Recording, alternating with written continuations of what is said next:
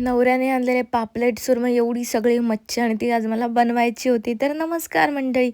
पहिलं तर पापलेट सगळं मॅरिनेशन करून ठेवले, म्हणजे त्याला सगळे मसाले वगैरे लावून घेतले. आणि आता तर पहिलं तर मी पापलेटच करणार होती. सुरमई नंतर करणार होती. त्याच्यानंतर मध्येच लिंबू सरबतचा एक ब्रेक घेतला आणि मस्तपैकी लिंबू सरबत थंड थंड पिलं.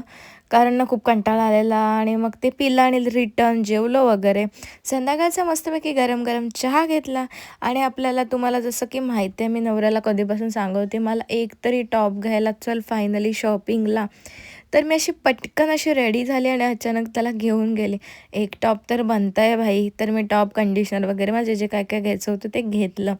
रिटर्न सेकंड डेला असं होतं की मला एक कोलॅब शूट करायचं होतं आणि सुरमई वगैरे तर मी आज बनवली. काल पापलेट वगैरे बनवले, सुरमई, कोळंबी वगैरे ते सगळं ठेवून ठेवलेलं. अर्धी मच्छी तर फ्रीझरमध्ये मी.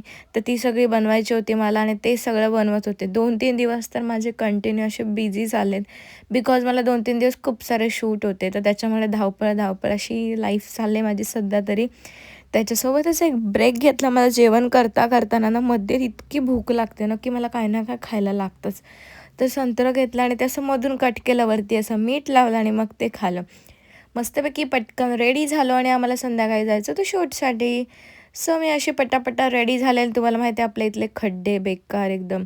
मग आम्ही फायनली लोकेशनवरती पोहोचलो. आम्ही इथे आलो चिझी क्रस्ट कॅफेला आणि तुम्ही यांच्या कॅफेला नक्की व्हिजिट करा. खूप मस्त फूड असतं. Thanks for watching. बाय.